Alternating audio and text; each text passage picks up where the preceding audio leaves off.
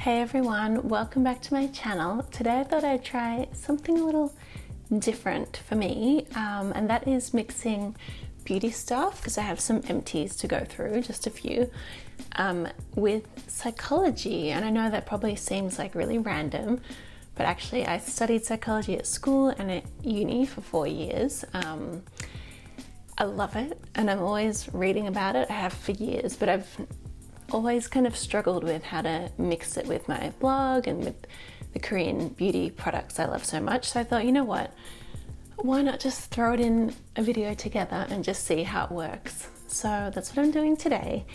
And I thought I'd just start off with something really simple, which is 3 signs that you have high or maybe low emotional intelligence. So emotional intelligence is a concept that was coined in the 60s originally, but it was made popular by the Daniel Goleman book you've probably heard of, from 1995. And it was originally seen as a different version to IQ. It was called EQ.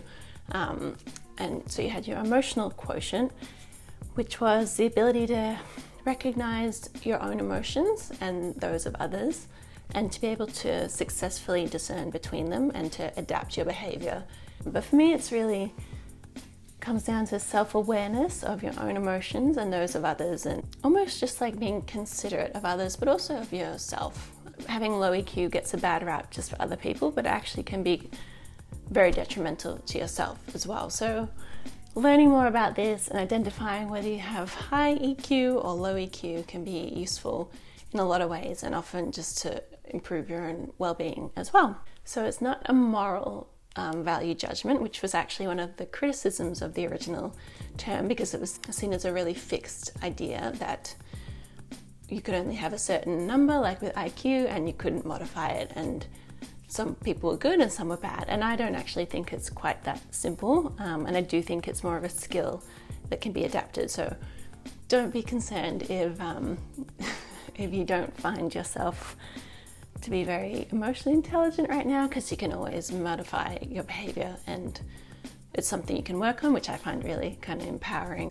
So one sign of high emotional intelligence is when you can understand your own emotions. So if you feel something coming on and you can identify it, you know why it's happening, you kind of can delve a little bit under the surface, it's a really good sign. And obviously if you have this, you'll know that it can really help you out in a lot of interpersonal situations, and even actually in more introspective ones where it's just you, as we're having in quarantine, wherever you are. Maybe you're a bit freer than I am right here. We're not the worst of Victoria, but it's pretty bad right now.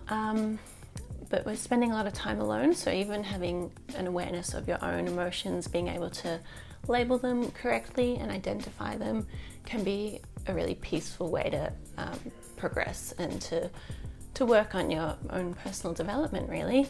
And so obviously the flip side of that is if you don't have this awareness, or if you don't understand your own emotions, it can cause a lot of problems. And I would not call myself the most emotionally aware person. I'm working on it, but I still have things come up that are subconscious, or from childhood, which is like a whole other series of videos, I'm sure. Something I find really interesting, but hopefully I can get to at some point down the line.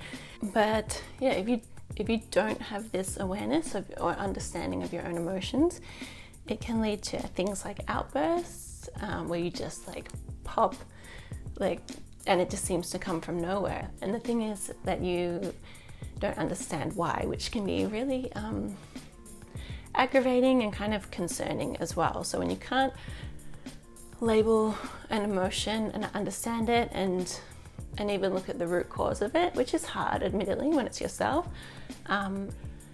or alternatively with other people, if you can't understand their emotions and what's causing it, or not even try to, just having an awareness that they have other feelings and a different situation to you, then your EQ may be lacking a little bit, and it may be something to look into. I think I should just take a little break from the psychobabble and talk about products for a sec.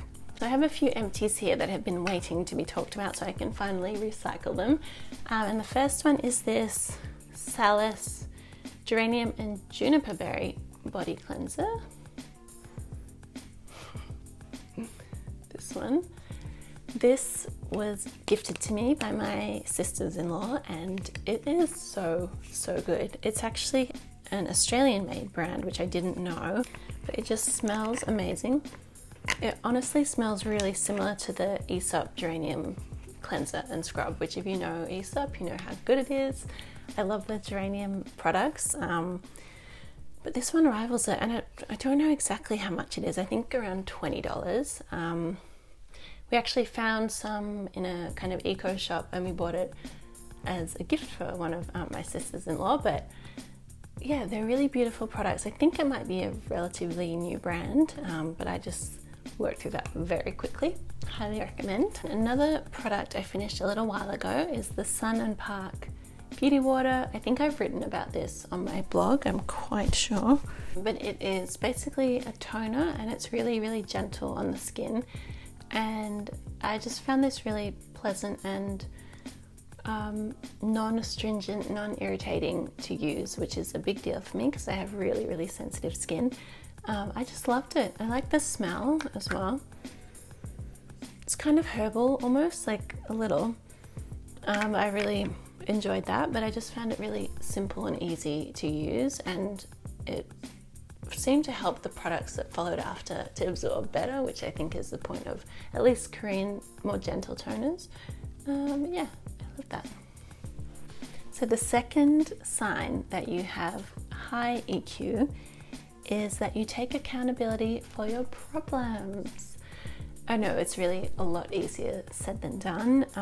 Still working on this one, honestly. Like, it can be just so tempting to shirk the blame, can't it? Like, just feels so good and to just always be the person who's right. But if you actually have an awareness of your own emotions and your own ways of thinking, or what's driving your behavior, the underlying reasons, because that often comes from unconscious experiences and emotions, you're more likely to have an idea of how you're affected by your environment, or even the role that you play in your own emotional environment and your reality. And so you'd be more likely to take accountability for your actions and understand that you can control your behavior, and that it's often a reaction or an interplay with your emotions and your experiences. So again, I really find it always comes down to awareness of yourself and also of the opinions or feelings and beliefs of others. So showing empathy, you'll understand that there's not always necessarily a black and white situation, and being right isn't going to be always of the utmost importance, as opposed to being understood or even understanding others and working with that to get some common ground, as opposed to just being hard and fast, right or wrong, because life doesn't always work that way. I find as I'm getting older, it's just very nuanced. There's not many black and white situations, and it's a lot easier when there is, but a lot of grey areas, and it can also be a lot richer when you see other people's point of view, I find.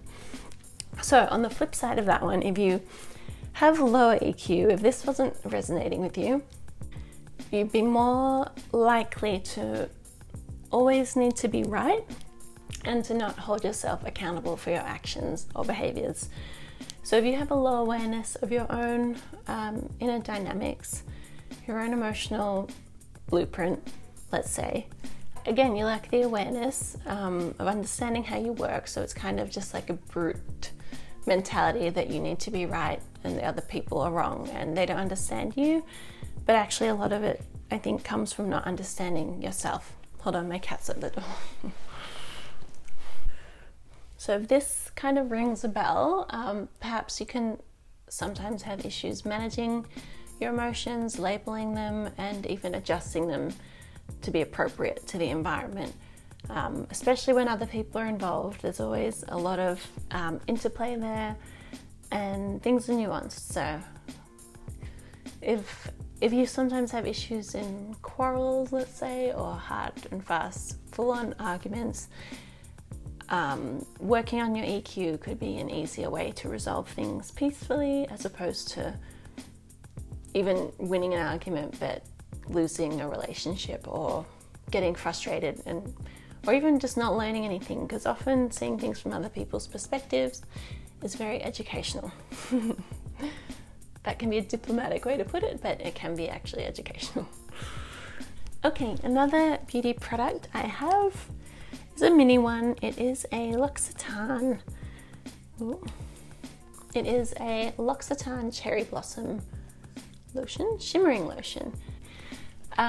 This one I got in a little set. It came with a few other minis as well, and it's just a lovely cream. I think I've written a lot about L'Occitane, maybe not this product, but a lot on my blog, and I really got into it when I lived in Korea, because actually L'Occitane is huge in Korea and Japan, which I was kind of surprised by, but it's just massive there. I guess it's just really different. It's a French provincial brand in the middle of East Asia, so it's really, yeah, it's really cool. It's a beautiful brand as well.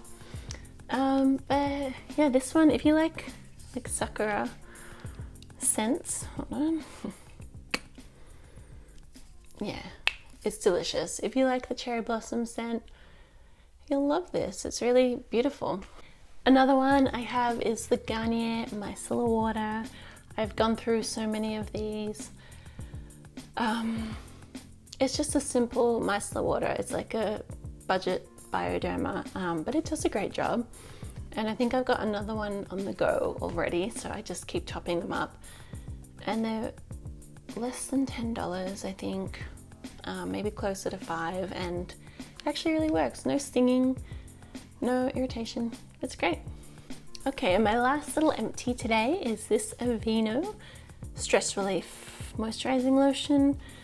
My partner loves this stuff, so we go through a lot of it, but it's just like a really simple, nice lotion. This one in particular, the purple one, the Stress Relief, is the only one we use. I think this one is just really nice. It's kind of quite affordable and gentle. The last sign that you have high EQ is that you behave sensitively to others. And this might be something that you think about when you hear emotional intelligence as well, or empathy, like I said, which I find really ties in with it. And it seems to be more like a classical definition of emotional intelligence, but also just kind of courtesy and consideration, which, in my opinion, a lot of it kind of crosses wires with that, so to speak, as I fix my wire microphone. But again, behaving sensitively to others means being aware of your emotions and theirs, and putting yourself in their shoes and knowing when the timing is right or perhaps not right to bring something up, or phrasing things in a different way, and knowing what to say because you have an awareness of your own emotions and feelings and you can manage them for the situation. So even if, say, you feel envious of someone who gets a promotion or something great happens in their life, you can try and understand, I know it's hard, but try and understand where your feeling is coming from and put yourself in their shoes and try and be happy, or at least, you know, civil or genial to the person who's in your life, and to see it from their point of view, and to at least not unleash a bunch of vitriol while they're celebrating something, you know? So just managing your emotional reaction.